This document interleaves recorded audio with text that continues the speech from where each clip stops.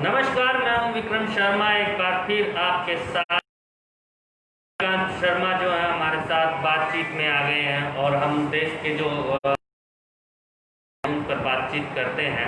तो आज का मुद्दा भी कुछ ऐसा ही रहेगा हमारा कि हम बात करेंगे पंडित लक्ष्मीकांत शर्मा से कि किस तरह से जो कांग्रेस के हालात राजस्थान के अंदर बने हुए हैं, हरियाणा में भी बने हुए हैं, तो किस प्रकार से देखते हैं। पंडित जी नमस्कार। नमस्कार भाई। पंडित जी, किस तरह से जो हालात आपके राजस्थान में कांग्रेस के बने हुए हैं और आरोप लग रहे हैं केंद्र सरकार पर, तो ये आप किस तरह से देखते हैं इसे? देखिए, जहाँ तक राजस्थान का मामला है भाई, सवाल आरोप का नहीं है, हकीकत। आरोप एक अलग चीज़ होती है और हकीकत एक अलग बात होती है। राजस्थान के अंदर जो खेल खेला जा रहा है, राजस्थान से पहले मध्य प्रदेश में जो खेल खेला गया है, उसमें साफ तौर पर दिखता है कि भारतीय जनता पार्टी का ही सारा लेना देना है।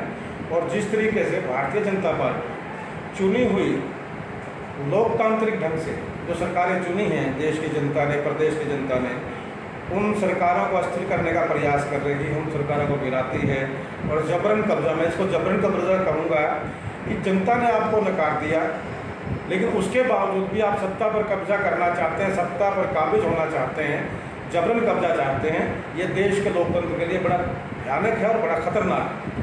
पंडित जी, एक और सवाल है मेरा, विकास के मुद्दे पर मैं बातचीत करना चाहूँगा कि हरियाणा के मुख्यमंत्री या हरियाणा सरकार ये कहते हैं कि हमने हर गांव में, हर ज़िले में पक्की सड़कें बनवा दी हैं और पीने का पानी की व्यवस्था कर दी है और जो है बिजली की जो समस्या है वो कहीं नहीं रह गई है। और हमने कहीं लोगों ने बुलाया था, तो इस पर आप कैसे देखते हैं कि वहाँ पर पक्की सड़कें नहीं थी, पानी खड़ा हुआ था, 2-2 फुट पानी था और वो जो है आने जाने में असमर्थ थे। किस प्रकार से वादे आपके लग रहे हैं, बीजेपी ने जो वादे किए थे क्या वो उन पर खरे उतर पा रहे हैं?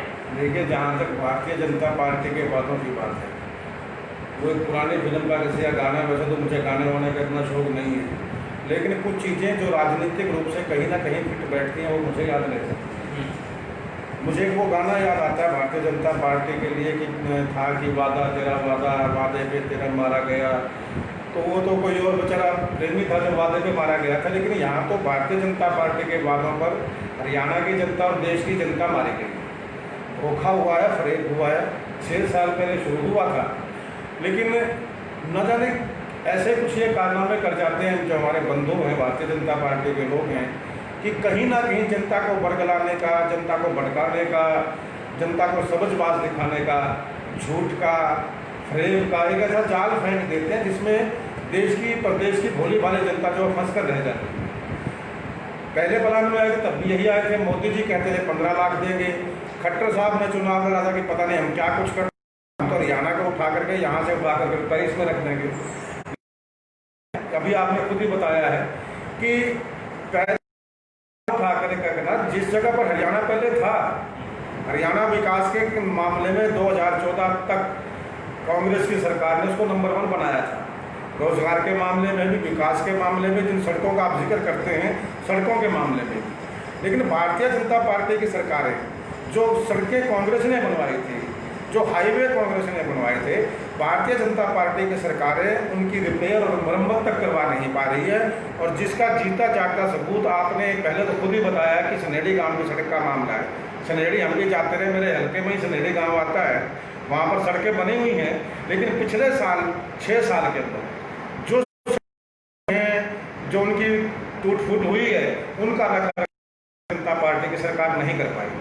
कुरुक्षेत्र की खुद की बात आप ले लीजिए, ये पीपली से और थर्ड गेट तक की एक सड़क है जो 1 साल पहले टूटी थी, आज तक भी इसका हालात मैं ज़्यादा नहीं कहना चाहता, पूरे कुरुक्षेत्र की जनता जानती है, आप लोग भी जाकर देख सकते हो कि सड़क में गड्ढे ज़्यादा हैं। जो नई बन रही है उसका भी सवाल वहीं आ जाता है कि जो पहले बनी थी उतनी को उतने में टांकियाँ लगा दो, बना दो, जबरदस्ती रात बरात तारकोल डाल दो। तो इस तरीके से विकास को लीपा पोती का नाम दिया जाता है। एक बात है कि जब बीजेपी की सरकार आई थी, अरुण जेटली जी उस टाइम फाइनेंस मिनिस्टर थे, तो तब घोषणाएं हुई थी 100 स्मार्ट सिटी की, जहां तक हमारे हरियाणा का जो करनाल जिला है वो भी उसके अंतर्गत आया था। तो अभी तक स्मार्ट सिटी का कोई कहीं नाम नहीं आ रहा है, तो आप इसको कैसे देखते हैं? भाई स्मार्ट सिटी कहते किसे हैं, हमें तो यही नहीं पता आज तक। पहले स्मार्ट सिटी के पैमाने क्या है, मापदंड क्या है, ये नहीं पता भारतीय जनता पार्टी की सरकार का।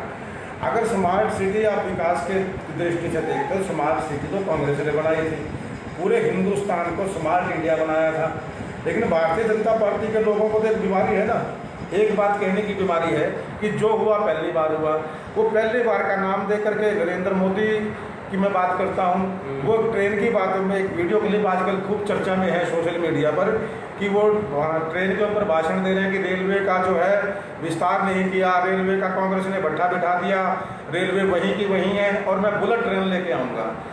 जापान के प्राइम मिनिस्टर को बुलाया गया, पता नहीं कितना आडंबर रचा गया, कितनी बुलेट ट्रेन की बात की गई। लेकिन वही नरेंद्र मोदी अब 2020 के अंदर आकर के वो बुलेट ट्रेन तो क्या लेकर के आनी थी, जो ट्रेन हिंदुस्तान में पहले से चल रही थी उनको बेचने का काम शुरू कर दिया।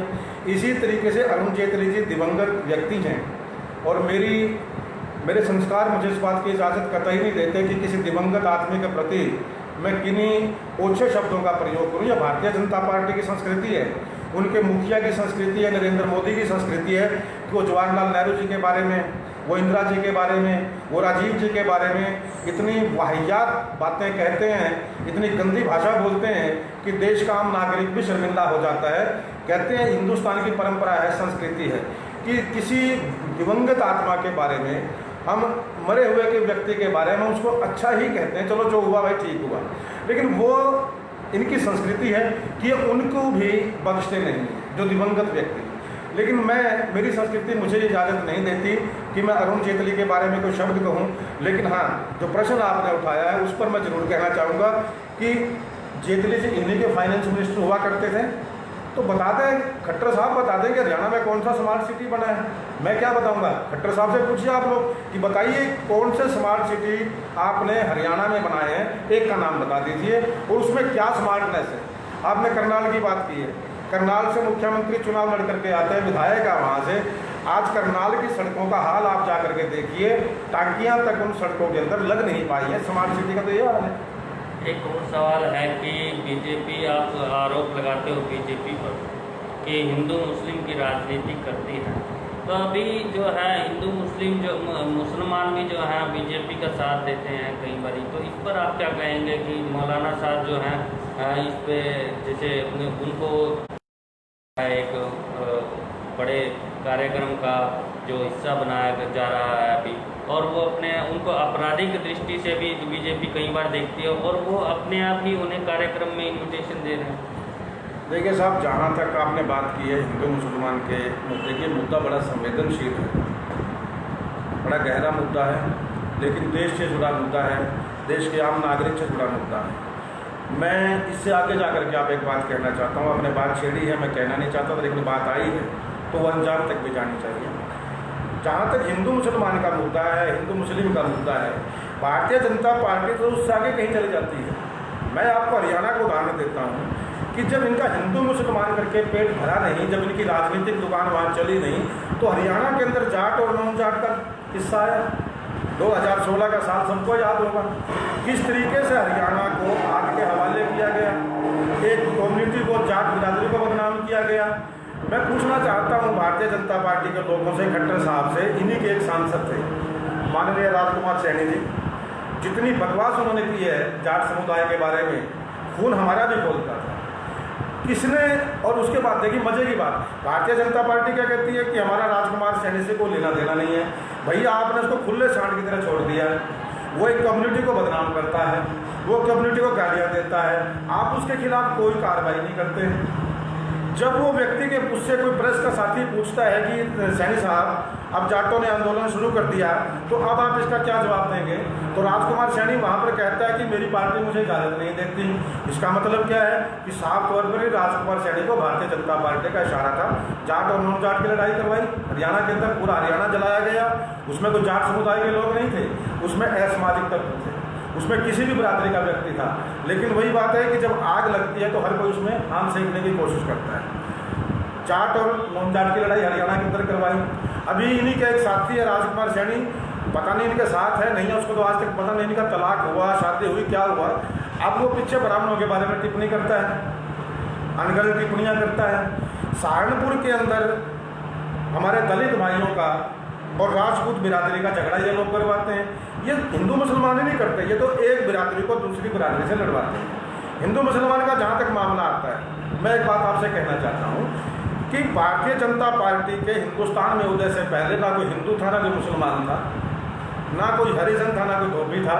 सभी बिरादरी के लोग, सभी धर्म और समुदाय के लोग शांति से मिलजुल करके हिंदुस्तान की जमीन पर रहते थे, एक परिवार की तरह, एक भाईचारे की तरह। ये और बात है कि देखिए, परिवार, चाहे एक परिवार में दो भाई भी होंगे, झगड़ा उनमें भी होता है, बातचीत उनकी भी होती है, कहासुनी उनकी भी होती है, लेकिन परिवार कभी अलग नहीं हुआ करता।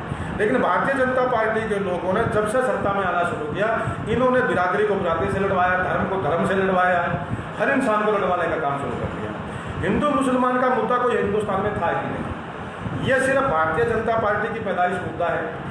और देखिए, अभी मैं आपको ज़्यादा पुरानी बात कहना नहीं चाहता, मैं अभी ताज़ा बात करना चाहता हूँ कोरोना के मामले को लेकर। मार्च के महीने में कोरोना के मामले हिंदुस्तान में आने शुरू हुए थे, तभी एक मामला आया था जमात का।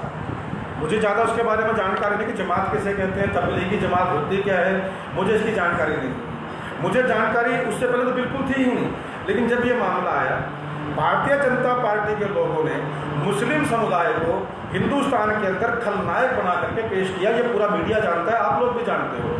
तबलीगी जमात को, जिससे आम मुसलमान जुड़ा हो सकता है, गरीब व्यक्ति जुड़ा हो सकता है, उसका कर्ता धर्ता कौन है? उसका कर्ता धर्ता मौलाना साहब है, पूरी दुनिया जानती है। भारतीय जनता पार्टी के लोगों ने सबसे पहले तबलीगी जमात को विलन बनाया। ये साबित किया पूरे हिंदुस्तान के अंदर कि जो कोरोना है वो तबलीगी जमात की वजह से फैला है। पूरे हिंदुस्तान में छापामारी होती है, पूरे हिंदुस्तान से तबलीगी जमात के लोग गिरफ्तार किए जाते हैं। मैं सरकार की चलो इस कार्रवाई की प्रशंसा करता हूँ कि भाई, आपने जो भी गुनाहगार समझा, जिस गुनाहगार को आपने माना, वो था नहीं था एक अलग मामला है, लेकिन जिसको भी आपने गुनहगार मान लिया, आपने उसको पकड़ लिया। लेकिन उन्हीं गुनहगारों का एक सरगना है, उन्हीं गुनहगारों का सबसे बड़ा सरपरस्त है, उन्हीं गुनहगारों को संरक्षण देने वाला व्यक्ति है। अगर वो गुनहगार है, मैं नहीं कहता, ये मैं पहले बता दूं कि मैं किसी व्यक्ति को गुनहगार नहीं मानता। ये गुनहगार भारतीय जनता पार्टी के लोगों ने बनाए थे। केंद्र की भारतीय जनता पार्टी की सरकार ने उन तबलीगी जमात के लोगों को गुनहगार बनाया था। उन्होंने कुछ कर्तव्य ऐसे किए, ठीक है, आप हिंदुओं का ठेकेदार, हिंदुओं का ठेकेदार, भाई देखिए, सुनी सीधी सी बात है, मैं हिंदू हूँ, बड़े साफ शब्दों में कहता हूँ, आपके ऑन रिकॉर्ड करता हूँ कि मैं हिंदू हूँ, मुझे हिंदू होने पर गर्व है। और मैं ऑन रिकॉर्ड ये बात भी कहता हूँ कि भारतीय जनता पार्टी के लोगों से कहीं ज़्यादा कट्टर हिंदू मैं हो सकता हूँ। बावजूद उसके मैं हर समुदाय का, हर जात बिरादरी का, मुसलमान संप्रदाय का, मुस्लिम धर्म का, इस्लाम धर्म का, मैं सिख धर्म का, मैं हर धर्म का उतना ही सम्मान करता हूँ, उतना ही आदर करता हूँ जितना मैं हिंदू धर्म का आदर करता हूँ। आप लोगों ने हिंदू मुसलमान क्यों बांट दिया भाई? सिर्फ सत्ता के लिए? आप हिंदुओं का ठेकेदार बन गए। आपने कांग्रेस पर आरोप लगाया कि कांग्रेस मुसलमानों की पार्टी, आरोप लगाया गया। राहुल गांधी ने जब ये कहा कि मैं उदारवादी हिंदू हूँ, तो भारतीय जनता पार्टी के नेताओं ने सदैव कहा कि तो मुसलमानों का नेता है राहुल गांधी, जबकि वो कांग्रेस का नेता है, वो मुसलमान या हिंदुओं का नेता नहीं। फिर भी लेकिन वो हिंदू है, जन्म से हिंदू है, कर्म से हिंदू है राहुल गांधी। लेकिन भारतीय जनता पार्टी के लोगों की जो चाक है, जो औकात है, उन्होंने वो दिखाई। उन्होंने राहुल गांधी को कहकर मुसलमानों का नेता है। चलो, हमने एक सेकंड के लिए हम मान लेते हैं कि चलो भाई, कांग्रेस मुसलमानों की पार्टी है। आप लोग तो हिंदुओं के ठेकेदार हो, आप लोगों ने हिंदुओं का टेंडर छुड़वाया हुआ है ना, आप लोग तो हिंदुओं की बात करते हो ना। तो तबलीगी जमात के आम आदमी को, जो आम नमाजी था, जो आम व्यक्ति था मुसलमान, उसको तो आपने गिरफ्तार करके कोरोना सेंटर में भेज दिया, उसके खिलाफ तो आपने पर्चा भी दर्ज कर दिया। लेकिन उनका जो सरपरस्त है मौलाना साहब, जिसके खिलाफ 3000 पेजों की जो 4 वो कंप्लेंट कोई बनाई गई है, ईडी वगैरह ने पता नहीं कितने उन्होंने संस्था लगाई ड्रामा करने के लिए इलेक्ट्रॉनिक मीडिया के अंदर, और रोज चलता रहा मौलाना साहब का मामला।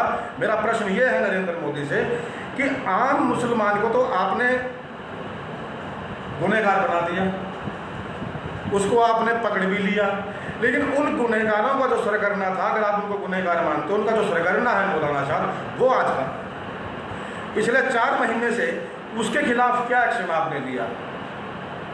एक बार भी उसके घर उसको गिरफ्तार करने की कोशिश नहीं की। पुलिस उसके घर पे गई, वापस आ जाती है, कहती है कि मौलाना साहब मिलता नहीं है।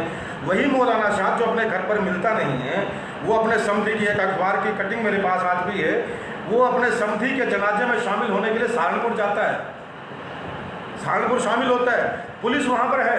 लेकिन मजे की बात यह किसी को नज़र नहीं आता मौलाना साहब। क्यों? क्योंकि नरेंद्र मोदी का हाथ उसके ऊपर है।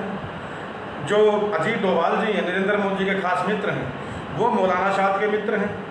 जिस रोज़ ये हादसा होता है मौलाना साहब वाला, जो तबलीगी जमात वाला, अगले दिन डोभाल साहब उनसे मिल करके आते हैं। तो मेरा प्रश्न ये है कि गुनहगार तो गुनहगार है, क्या गुनहगार का कद देखा जाएगा क्या? ये गुनहगार बड़ा है, ये छोटा है?